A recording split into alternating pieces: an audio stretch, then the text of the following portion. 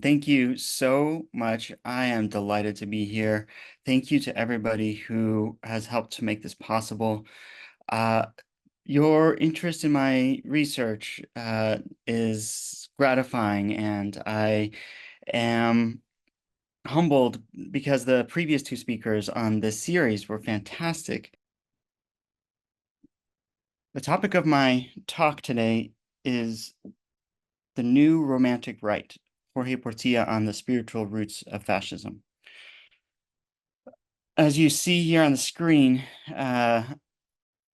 we have in visual form a bit of the puzzle that I'm going to be chewing on today. Donald Trump is well known for his alleged, I guess not alleged, liaison with Stormy Daniels, a porn star. And yet he just named as his vice presidential pick J.D. Vance, who is associated with the Christian right and has spoken out about against pornography. How do you go from the festival of Trump and, you know, against political correctness and burn it, drain the swamp, blow things up? How do you go from that to such a strict and narrow authoritarianism? It seems like those are the opposites. And so the hope is that Jorge Portilla can help us sort of see past the churn of events to some of the deeper forces that are shaping this flow and eventually even start to navigate it with a little more courage and clarity.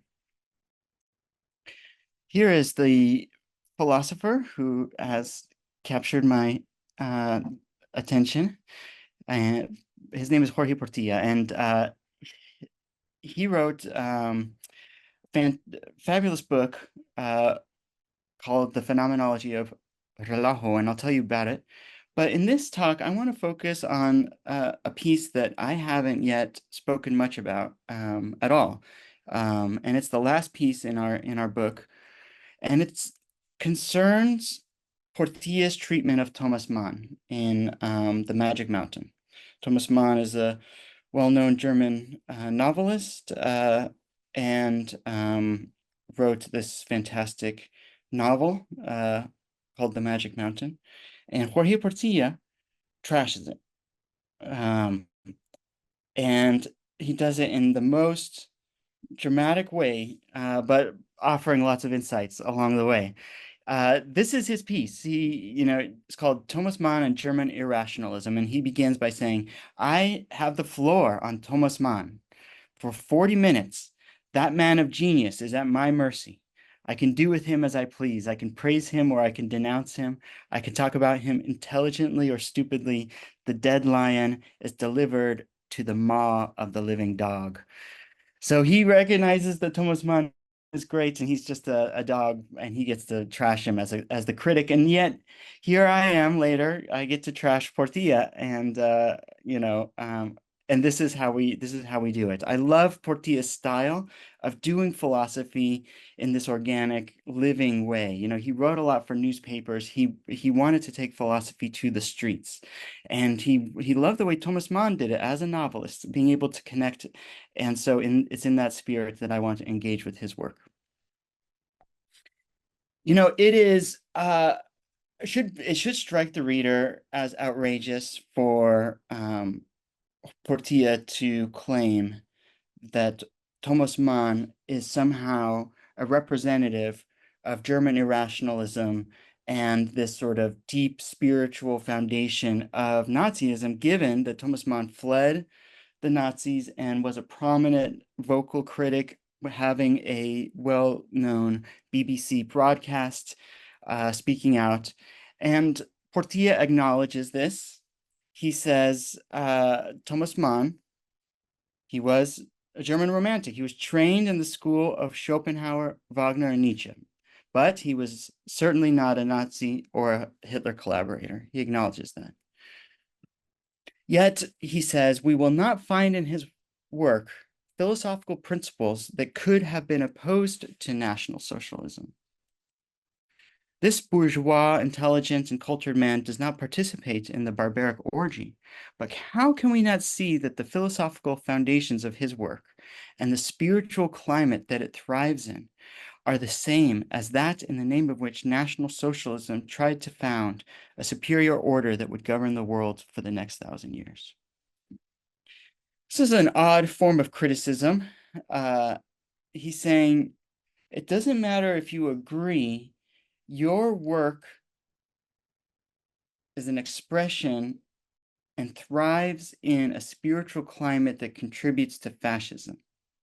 That the philosophical foundations of your work, because it's part of this same world, these same stories, it doesn't actually have uh, principles that could uh, oppose in a meaningful way the unfolding of events.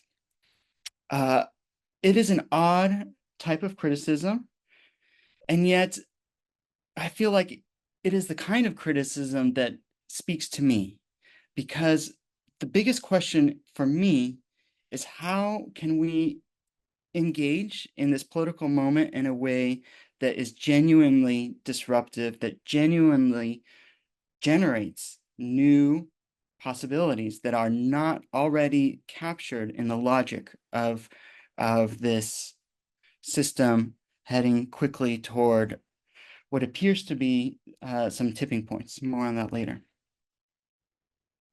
So here's Portia's warning. He says, he's talking about this ambiguity between our attraction and repulsion to these romantic stories of purifying violence, that somehow the way we're going to get through this is by a dramatic change, a hitting of rock bottom, something that can shake the system and lead us back to the garden. Can we expect that one day the sinister ambiguity will finally be uprooted and banished from modern culture? In any case, I'm afraid that it will not be men like Thomas Mann who will help carry out this task. Again, I don't really want to pick on Thomas Mann. The question is, how many of us are ready if the challenge really does come? How many of our colleagues, when we look around, how many of the people who speak a certain way would really have the spiritual resources to resist? In contemporary Germany and even beyond its borders, under the ashes of prosperity, the embers of the will to power, hatred of reason, and fidelity to death are still alive, and it is not impossible that they may one day invade the world with a terrifying wave. So this is the warning. This is why we are talking about this, is the prospect of fascism reigniting, and that these ideas can take on a life of their own and can move with shocking speed. It's better if we take some time and continually practice talking and reasoning through and trying to hold our understanding of what is most important, our love, our courage, our commitments, so that when the storm does come, if it comes, that we are ready. Here in this quote, we see the three sort of defining features of the most ugly form of what Portia sort of identifies as this romantic ideal of authenticity. And that is at its worst when it involves some sort of purifying violence. And the ways that people rationalize this, the ways they do the spiritual, emotional, cognitive gymnastics to go along with the unfolding of events in this way. When you unpack these ideas, these lines of justification and rationale, he says you find these three features. The will to power, the idea that deliberation is hopeless, so just exert power. Hatred of reason and fidelity to death, the idea that is through death, through confrontation with death, that we are most alive. Something like that. So here is the roadmap. We'll begin with a little bit of background about Portilla and fascism and me and where I come into this story. Uh, and then we'll look at Portilla's argument. So, we should be kind of skeptical. He's drawing this connection between German poetry and National Socialism. So really, how does he get there? And then Portilla's contemporary relevance, how much of this really can help us see things we didn't see before, intervene in more effective ways with regard to Christian nationalism in this countries and eco-fascism in general, and then I'll provide just a brief conclusion and a word of advice at the end. I began my journey on this topic with an essay that won the best prize on Latin American thought in 2018, as Serafine graciously pointed out in the introduction. The article was called "Surviving Social Disintegration," and it talked about the 2016 election. And if you remember the 2016 election, Donald Trump won. And in the run-up, it was remarkable. The angst of that time was very vivid to me because it was this moment when people had this feeling that they didn't know who these people were that were voting for the other side. And both sides felt that way. And it was like, you are in another world. Who are these people? Where's my country? What are we? What is our values really? It was this moment of profound reflection and a sense that the disintegration that things were coming apart and it had become visible. I wanted to connect Portilla's work on this. He's a social theorist who spent his life thinking about social disintegration in nations, and he visited the US and he thought a lot about Germany. And in Mexico City, he was involved in all of these conversations about these topics. And the things that he says were so resonant with one of the books that came out around that time by a famous sociologist, Arlie Hochschild, called Strangers in Their Own Land, Anger and Mourning on the American Right. According to Hochschild, um, a lot of us are feeling like we don't belong here anymore. Like this isn't the place where that we used to feel belonging, or that when maybe we never did. But in any case, nobody really feels at home. Nobody feels comfortable here anyway. And that is driving a lot of anger. And if we don't see that, we're going to be kind of missing it. She, as a sociologist, develops this theoretical tool, but as philosophers, we have lots of precedent for this, the idea that we make sense of our lives in terms of stories. And then when you see the stories, you can really see things in a much clearer way.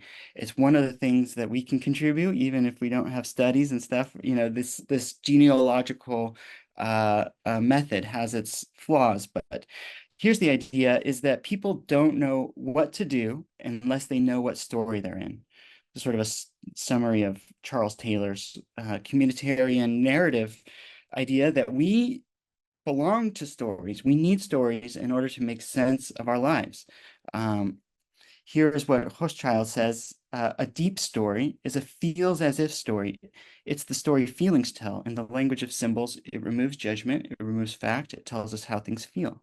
Such a story permits those on both sides of the political spectrum to stand back and explore the subjective prism through which the party on the other side sees the world.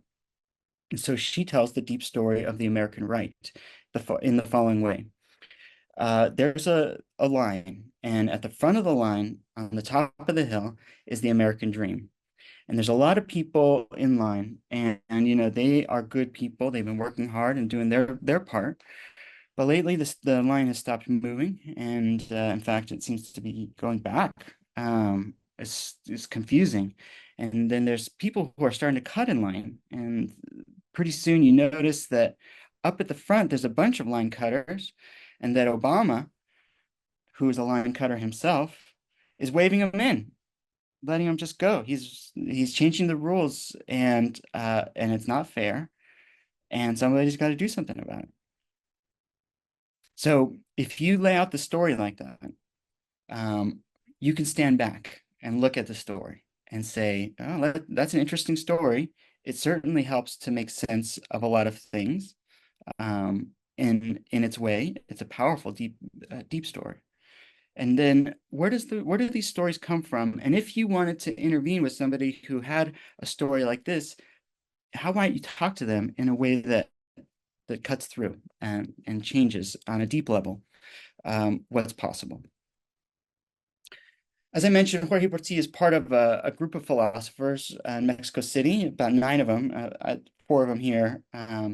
They called themselves the Hyperion Group, and they worked very productively and prolifically in the 1940s and 50s, and then disbanded and went their own way. The central focus for them was the question of lo mexicano, the Mexican way of being. They were fascinated by phenomenological existentialism, these big questions about the meaning of life and the confrontation with nihilism and Jean-Paul Sartre, but they really wanted to know, why are Mexicans so interesting and weird and Mexican? What makes them so Mexican? And would you describe it? And they were just so interested in nationality. This was in the wake of the Mexican Revolution, when ideas of Mexicanness were really crucial to the government's strategy of uniting a country that had just engaged in civil war, engaging the artists, intellectuals, Diego Rivera, Frida Kahlo, the big muralists, to paint an idea of what Mexico was supposed to be and try to generate some of these deep stories. But by the 1940s and 50s, things had started to come apart, and they were fascinated by what is happening, and they wanted to theorize it. And what they noticed as they sort of saw Mexico sliding from these great ideals to contemporary state of quasi-narco state, with so much possibility, so much beauty, so much rich culture, and yet so many problems. They sort of saw it happening. And when you read their stuff here in the United States, it's as if they're talking about us, the resonance, the wisdom, the insight, the humor, the angles are all there. So let's let's dive in.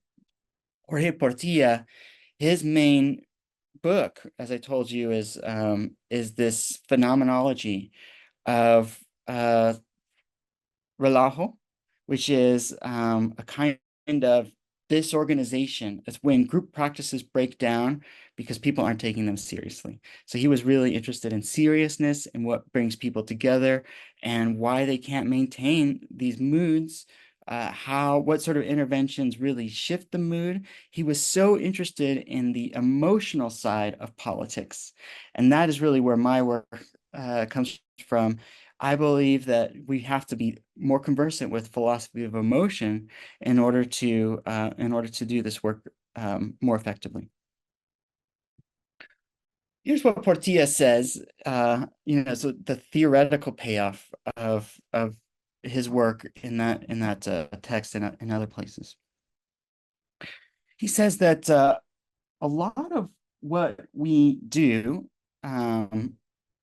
a lot of the way we make sense of the world, uh, it is organized in terms of concepts, ideas, sense of what's right, what's wrong, what's beautiful, what's ugly, what's macho, what's attractive, what is good, what's bad, all of these ideas that they fit together in packages that allow us to perform these routines and subroutines and to be a person, to carry on a personhood. But for some people, these packages, sort of the norms of their society, what's normal, how people think and feel, um, that in some societies, those norms are very coherent and stable. They have high degree of integrity.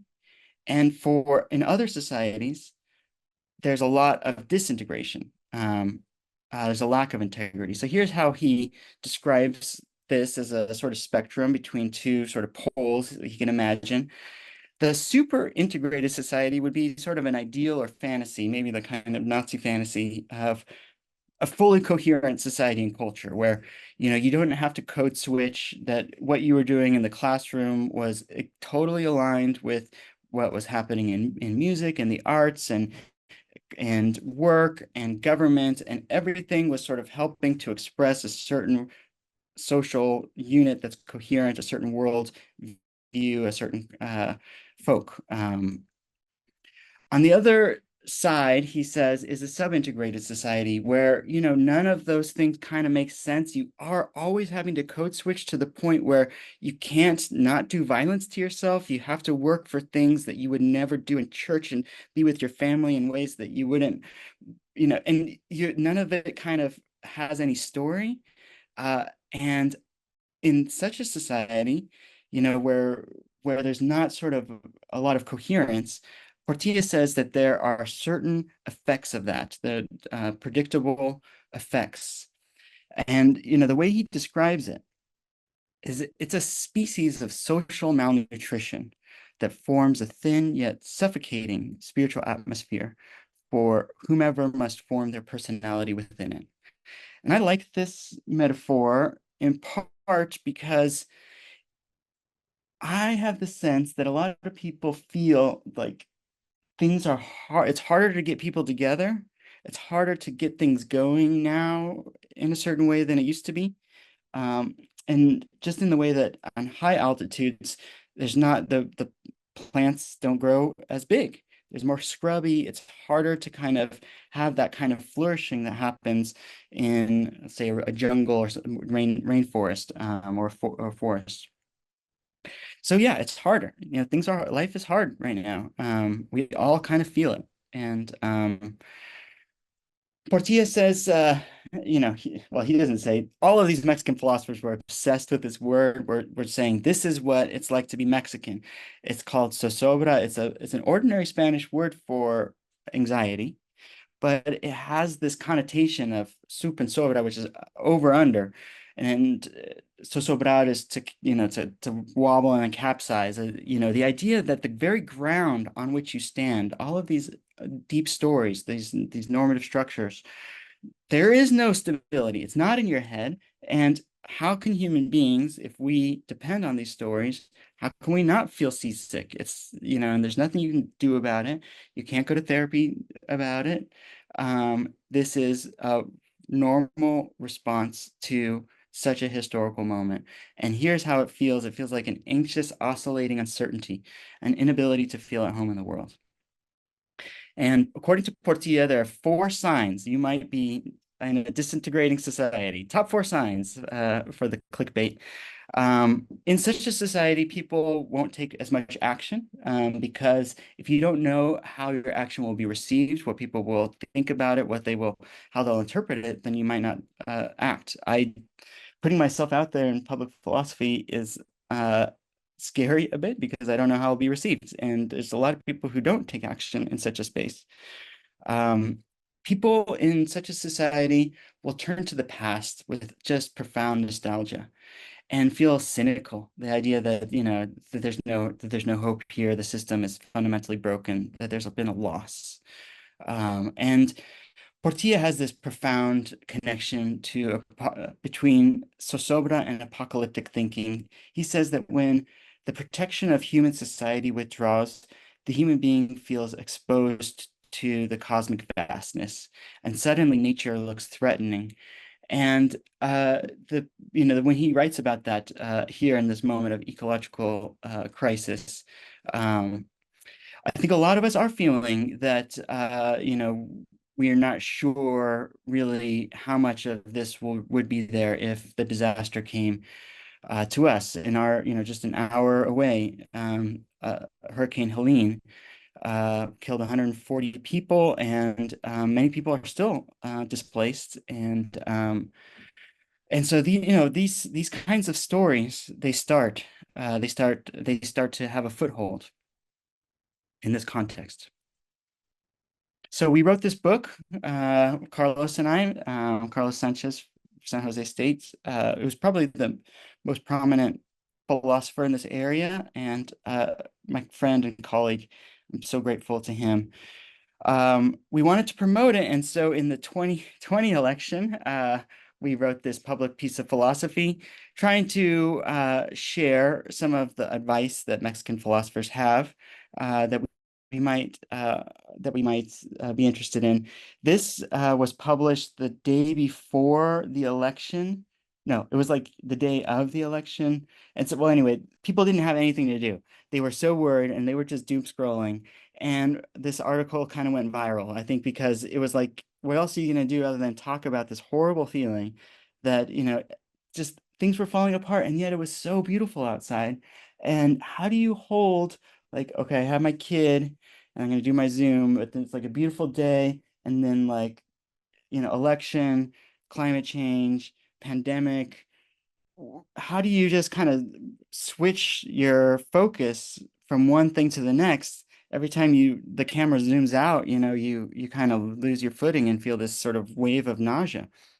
Um, so that's the topic. I really like what Portilla has to say about it, and I'm kind of team Portilla. My co-author Carlos, as I'll explain momentarily, is not. Here's what Portilla said. He came to visit the United States and walked away saying that the writing's on the wall. This is a disintegrating society, and the United States is facing a spiritual crisis. I'll tell you more about this later, but I just want to give you the outline of the argument.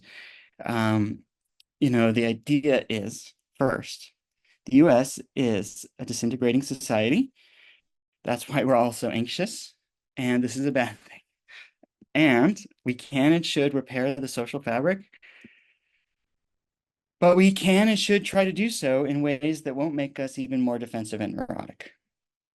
Okay, so I think each of these claims is true. It'd be interesting if you're not on board with Portilla's project, if you would disagree with one of these, and so it can help sort of identify where the points of disagreement might be.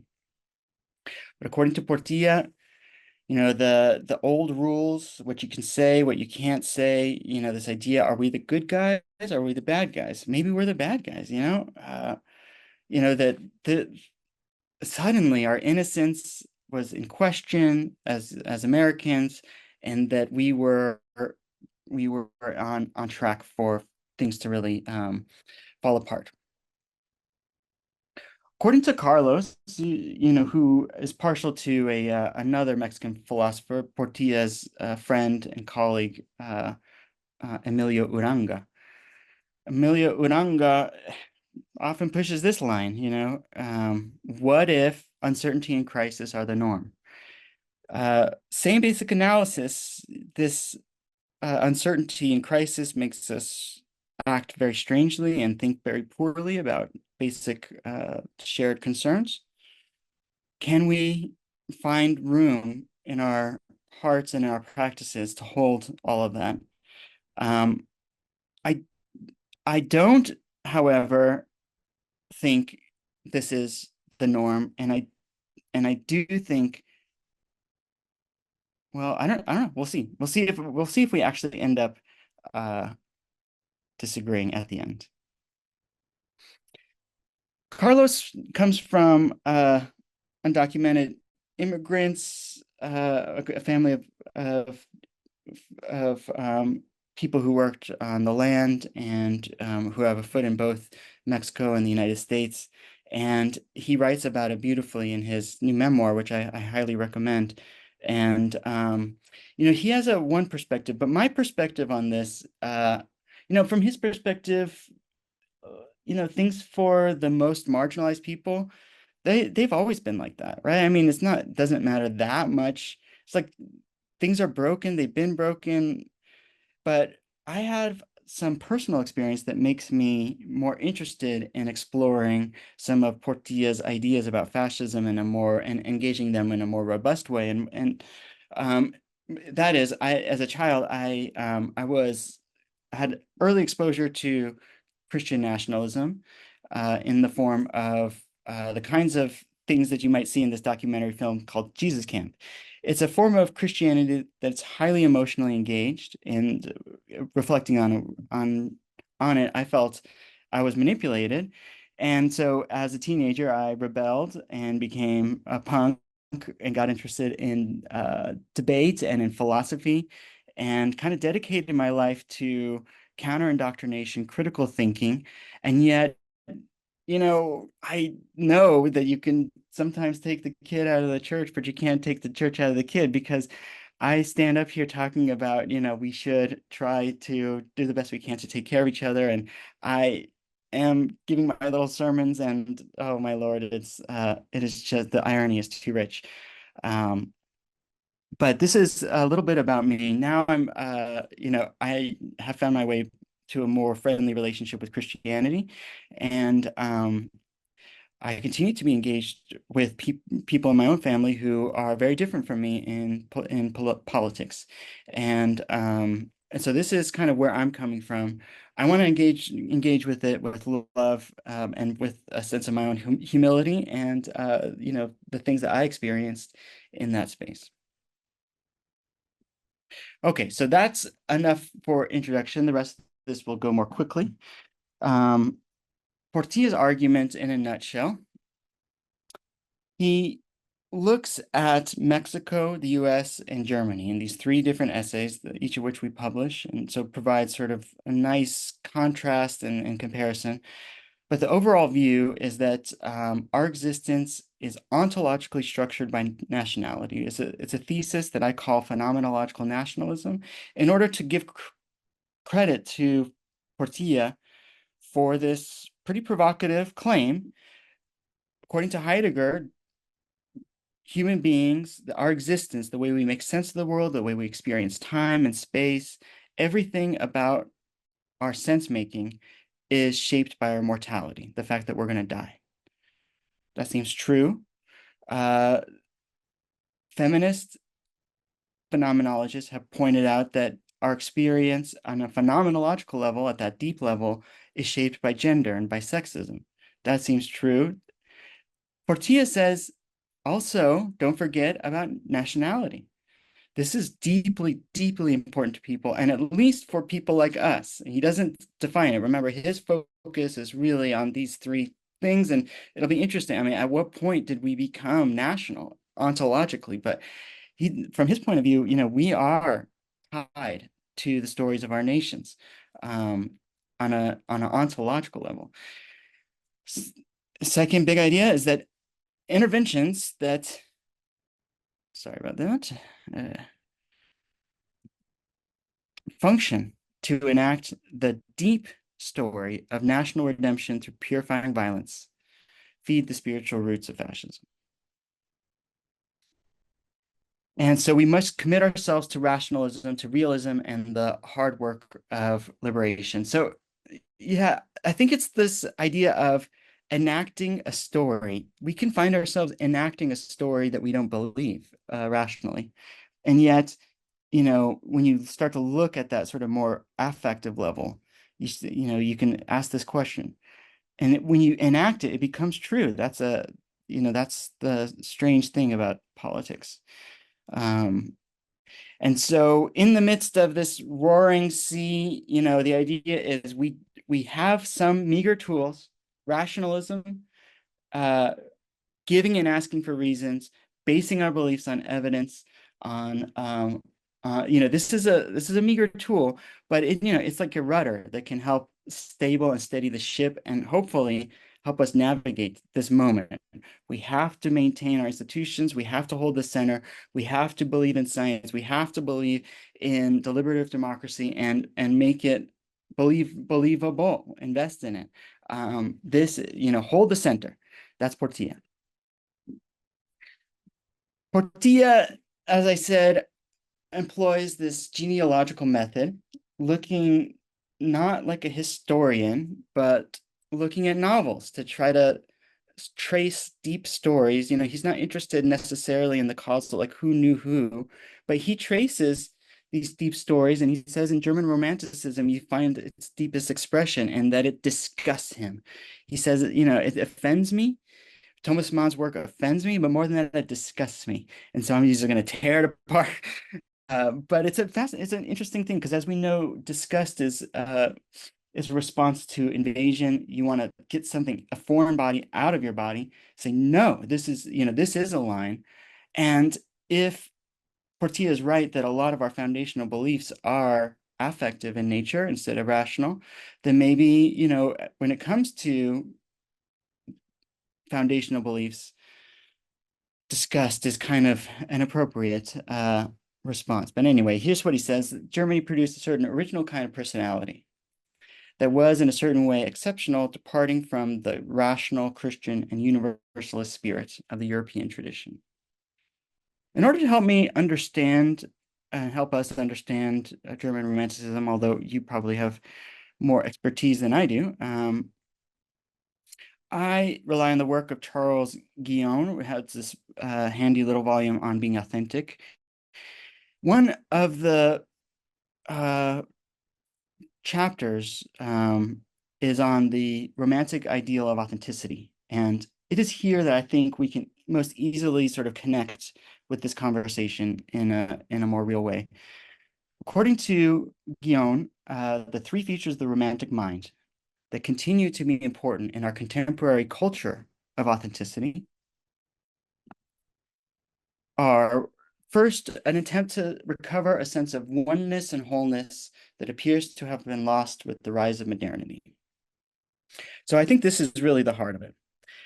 There is a feeling that modernity sucks. It's boring. It's meaningless. There's a sense of there's a hole in the center of things that just can't get filled, and in part it's because things aren't human scale. Things aren't human. We're in this modern machine, and we face so much pressure to be productive, to work, and we're given our weekends. But it just feels like it's empty and disenchanted.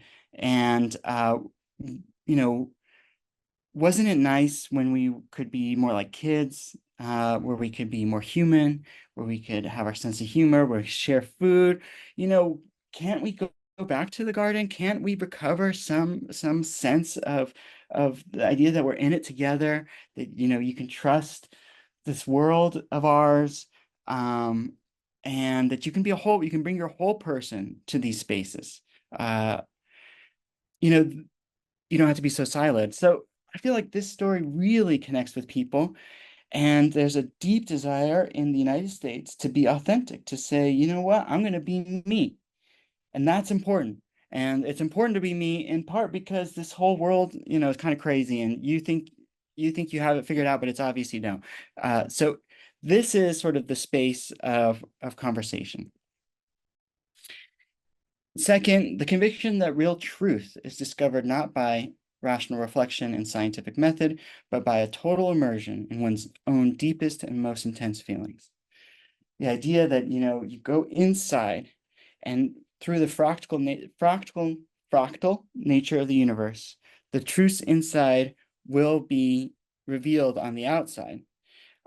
If you don't have the eyes to see it, it won't be seen. And so if you don't see it, you need to do more inner work. So it's this feeling of resonance that starts to emerge as you sort of go inside and then learn to see the world in a certain way. And this approach, can cause a lot of problems. And as you sort of perfect or destroy yourself, as you try to find your way to seeing the world a certain way, you can do a lot of damage. And then number three is the discovery at the limits of all experience that the self is the highest and the most encompassing of all that is found in reality. And yeah, this fascination with limit experience, that you kind of have to, have a vision quest and a big change where you disrupt lots of things, and when that becomes political, that is a dangerous story. All right, let's go. Yeah, here we go. All right. So German irrationalism has this basic idea that reality is not rational. So don't try to be reality's crazy. Who knows how things really work? Don't be overly reliant on what you think you know. And besides, reality is not particularly conducive to happy and healthy human connections. So, it has this sort of departure from reality, and and as a result, becomes beholden to these forces: will to power, hatred of reason, and fidelity to death. It might be useful to think about what would be sort of the opposite. And here I think of Cornel West and his Christian democratic socialism, the idea that rationality is manifest and accessible to ordinary people who can therefore be trusted to governing themselves, that reality is rational. It's kind of obvious in most cases what you have to do. You can trust regular people to use the basic processes of deliberation and scientific method. And that the logic of life is not perverse, but offers the possibility of love, abundance, and forgiveness, as well as hardship, tragedy, unfairness, and evil, if we continue to work together to care for those in need. Portilla, I think, would love this because he looked around to Mexican society and he was so frustrated with all of these people who were cynical, who kind of looked the other way to corruption. And he said, look, these guys are so fun. They're fun to have as drinking buddies, these Cantinflas characters who are always joking around. And there is a certain way that does give you freedom, freedom from constraints. But real freedom is freedom for meaningful action. You have to have something you actually care about, that you are serious in order for that freedom to be meaningful. Freedom as pure negation is not more than a mirage and a deception, since the freedom from negative freedom is but the negative side of a freedom too. Negative freedom is but an aspect of positive freedom, and that is indeed a genuine liberation and opening up of the path for effective action in the realization of values. So that's what he's hoping for from Mexico. And he is a social critic and he looks around and, some people are just kind of class clown characters. Here in our country, we have a lot of class clown characters, who just kind of want to provoke and antagonize, break the background rules, and make the people who are serious seem pretentious. In fact, you have class clown in chief here in Donald Trump. Kind of, that's sort of his main thing, is showing contempt for the background rules. But there's another way of not being serious, and it's here in Octavio Paz, who, according to Portilla, was so focused on being politically correct that he would almost have a litmus test for writers. Were you really a true leftist, or were you really like an Anglophile, somebody who really wanted to be European and was just writing about love or whatever? And it became sort of political correctness gone crazy. And Portilla really calls him out on this. They were called the mafia. And he says, this is Machiavellian, us, them thinking. And at its root, it is not going to be what saves us. What we need is something we actually care about, some positive vision. Instead of saying no, we need to be able to say yes. Because according to Portilla, it's when we say yes together that we find meaning and when we find freedom. Meaningful life is a group project. We depend on each other. We need each other. There's no way around it. Here's his example. Imagine you're at a performance, a dance performance, and the people come in, the lights get low, dancer comes on stage, dances. Suddenly, people start, my God, this is beautiful. And people get quiet. And pretty soon, gracefulness starts radiating from the stage. It's extraordinary. And a lot of times people think that it's the dancer. But what Portilla says is that it's not just the dancer. Look at all the work that the audience members are doing in order to make this happen. You could have the same dance and it wouldn't be graceful if people were mocking, making farting noises, fighting amongst themselves. It would be ridiculous, and not graceful. The same moves. He says gracefulness undoubtedly rests on the dance technique learned laboriously by the performer, but also on recognition by the spectator. In a certain sense, it's a collective endeavor directed from within by a tacit agreement between performer and audience. It emerges precarious and vulnerable like a burgeoning that lays root in the field of harmony among dancers, musicians, and spectators. And it survives as something definitive, perfect, and stimulating in the memory of all these groups.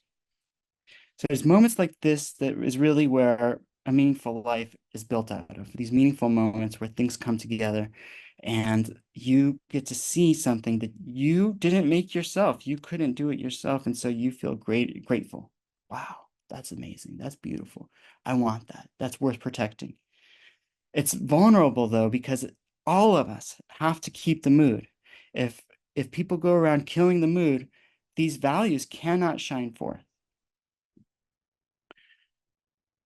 So here's Portia's view. Genuine freedom is only possible if we feel actually called by the values that emerge out of our shared life together, if we find meaning in our social practices. And our capacity to experience the call of such values depends on the coherence and stability of a society's horizon of understanding. What my neighbors do, whether they take basic values seriously or live in their own deep story, matters to me because there are values that will no longer be possible to emerge as between us. And number three, contemptuous norm violations, as well as corruption, cynicism, esotericism, denialism, and fantasies of redemption through purifying violence undermine the social practices that make it possible for us to live freely and meaningfully. So here we have Portilla, a social conservative, though a radical leftist, Marxist. It's a very interesting voice, but I think his vision of what philosophy is is really inspiring. Philosophy, he says, has the function of promoting reason in a specific society, of clearly putting before the collective consciousness the ultimate base of its thinking, its feeling, its acting, these deep stories. Philosophy, to the extent that it is a logos on humankind, performs an educating and liberating function. The word, logos, when I analyze things, it can pull me out of the magma of the situation and allow me to act in a manner contrary to the objective currents of obligation that flow from it, in a direction opposite to that of psychological habit, tradition, class, interest, and so on. The truth sets me free, and perhaps the ultimate sense of all authentic philosophy is this liberating operation of logos. All right. So what does that have to do with today? Why talk about this mid-century Mexican philosopher? Well, according to Jorge Portilla, we would expect that the politics of today is a response to this crisis of a deep story, and in particular, a crisis of innocence. We have a country that's founded on big, ambitious ideas, very innocent, naive ideas about bigger is better, we can do it. And there's this constant desire to kind of return to party. We do have a sense of that the greatest generation really did have a moral core to it. And yet, of course, we know that it was also so problematic and white. And there's this feeling that maybe, we could party, we could keep the party going somehow. Portilla sees all of these sort of moments, and in his essay, which I recommend, as sort of indications of a certain cultural attitude that shows up time and time again, a kind of innocence. And the flip side of this is the desire for something more meaningful, for something more real. And Fight Club kind of expresses this romantic sense that, how could you know who you are if you've never been in a fight? These people who are corporate slaves or who are marginalized and bored, underemployed, they are just so desperate to feel something that they go to this club to get beat up and just feel pain, feel something. And it gives us this idea that it's just burn it down. This is soft. This is not going to cut it. And I think this can be a useful frame to understand Christian nationalism. The United States has to some extent lost the claim to absolute justification that is at the origin of its history. This is what Portilla writes in 1950s after visiting the United States. Consider the profound change in the temporal perspective, a shift that goes from the future to the past. He says, when you look at the United States intellectual history, this obsession with the future and all the things that we're going to do in the future was was so characteristic, and yet around the 1950s, everyone's talking about going back to the past. He says, abandoning the protensive attitude for a retentive attitude is a clear indication of at least some difficulty in holding the assumptions of innocence. What the United States appears to now show the world is not an indeterminate future as a common task, but its own past as the source of self-justification. In the 1950s, he predicted "Make America Great Again." Boom. And he says this is a nihilistic process because in order to maintain innocence, you have to identify and expel the invader, anything that threatens purity, and yet doing so makes you act in ways that are not pure, or the ways that are violent or exclusionary. And so, it has this self-reinforcing sort of movement between two extremes. Do we love it? Do we hate it? Religion, we have a very unique approach to that. And all of these other things, Portilla has a deep psychoanalysis of the United States. Here's just one little bit of it. He says it would be tempting to draw a parallel between the role of the unconscious in the individual psychic life and that of Black men in social life, and to show how precisely the refusal of the white man to assume his guilt before the man of color in the dark racial conflict of the US is the ultimate basis of racial discrimination. Victim blaming. For the innocent person, when they do something that had good intentions, but maybe hurt somebody, let's say was racist, now that person is a living embodiment of your lack of innocence, your guilt, their testimony, their very existence, their perspective, the fact that now you are beholden to them, and who you are changes based on the stories that they tell. That becomes a threat. So you attack that thing, and you end up sort of in this nihilistic process. Christian nationalism, for those of you who don't know, the current movement has been galvanized around the idea of the seven mountains of influence, and that Christians need to take the seven mountains of influence: government, media, arts, entertainment, business, education, religion, and family.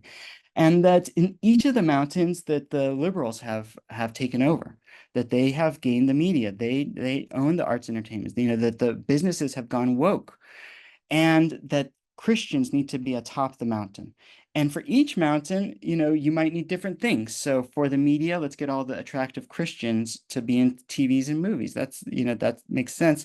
And in government, you might need different qualities, more aggressive qualities than you might need in other spaces. And there is this idea that Donald Trump, although he's not a Christian, he is like a Cyrus figure.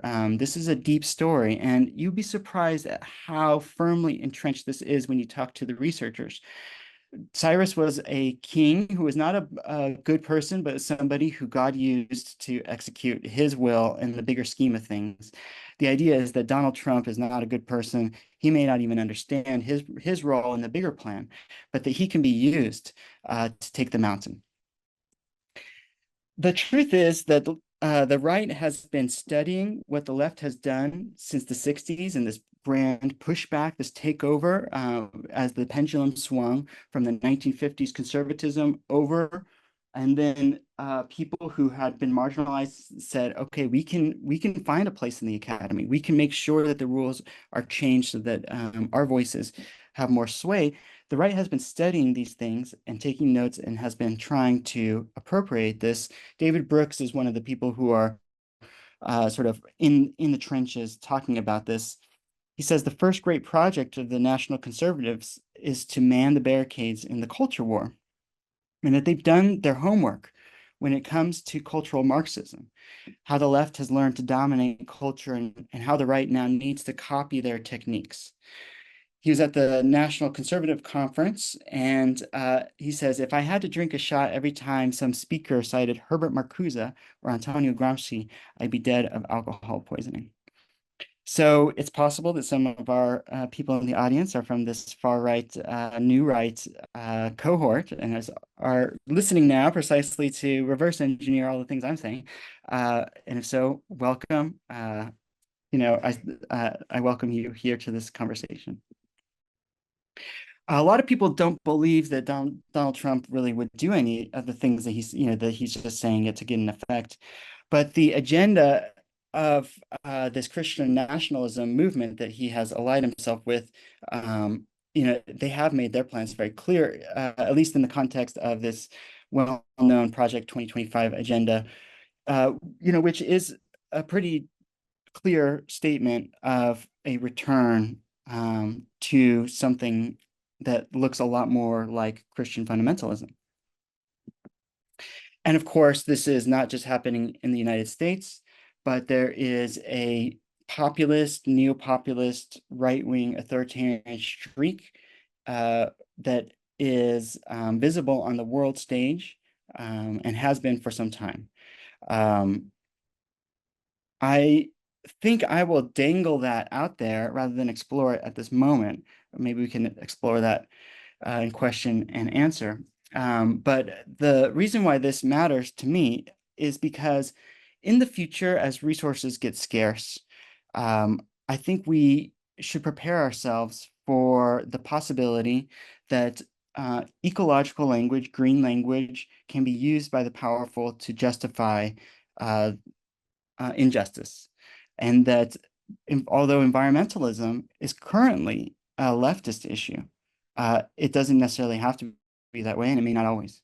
And it's important, I think, to not be too complacent about how the politics will line up for any given issue or any given population.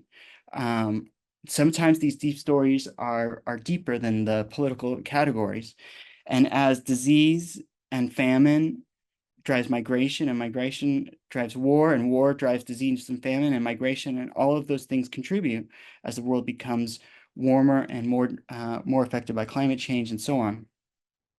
I think all of us really need to sort of check, although it doesn't sound like this could be used to justify horrible things, are there philosophical principles down there that could?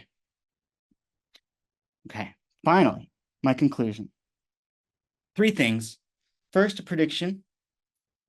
Philosophical conceptions of authenticity and health will be central social and political battlegrounds in the 21st century. I think this is useful because sometimes if you don't see it as authenticity, you may not see it. And a lot of times health is so connected to it because our own relationships with our bodies are so relevant to this conversation about, can I feel like myself? Can I be myself? Can I be free in that sense? And when you look at it that way, biotechnologies as they develop will give us the capacity to change our bodies, and it will drive these questions about authenticity. And if the left doesn't have an answer to that, then we will be stuck with these responses. So, for example, abortion and transgender athletes, these are things that technology has made available with the ability to use medicines to have an abortion, to change your body. And those are, it's not necessarily that there's a transgender person, it's that what are you going to do about modernity? What's the story? What's the vision here? People, like this is the battleground. And if you don't see that it's authenticity, then you're sort of going to be saying, well, it's a human rights. And it's like, well, I believe in human rights too, but you don't have an answer to my basic question. So, a warning. In disintegrating societies, romantic narratives of redemption through purifying violence are dangerously alluring, and salient social political categories can shift rapidly. So, according to Marshall Berman in this book on the politics of authenticity, authenticity has always been sort of about an alienated worker sort of reclaiming, the alienated housewife. It's been generally leftist people wanting to come back to the garden, wanting to come back to the festival, in putting the right as the people who are maintaining the status quo capitalism. But it doesn't have to be like that. The festival can move. The hippies can become Silicon Valley, rich people, And that festival can go into the, can go to the rural areas. It doesn't, and you won't necessarily know. Um, Here's from Thomas Mann. In an age that has no satisfying answer, it has to feel satisfying to the eternal question of why. If the life about a person in his own time seems, however stimulating, seems to be empty of food for his aspirations, if he privately recognizes it to be hopeless, viewless, helpless, opposing only a hollow silence to all the questions man puts consciously or unconsciously.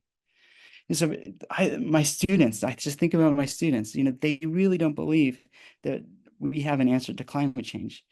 They really believe that things are hopeless. And a lot of them do. I mean, it's deep and it's powerful.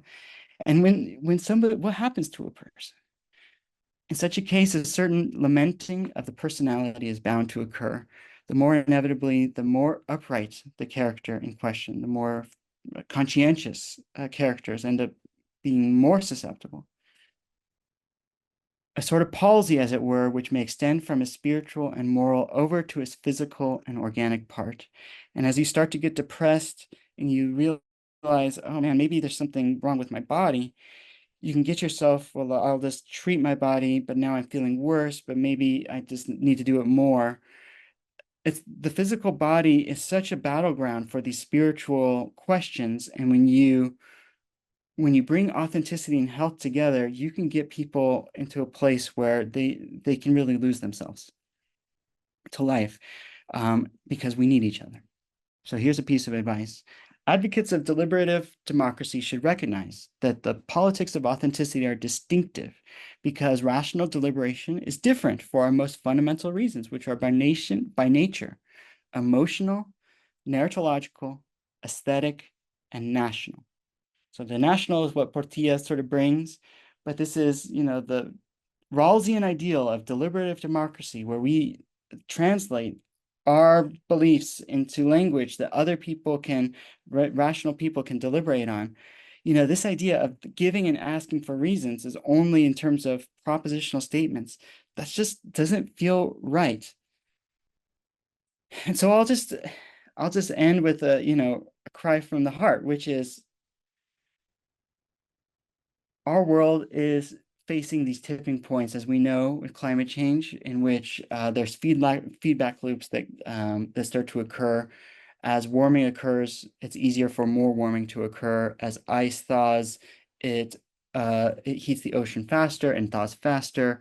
As rainforests cease to produce their own weather, they can quickly become desertified.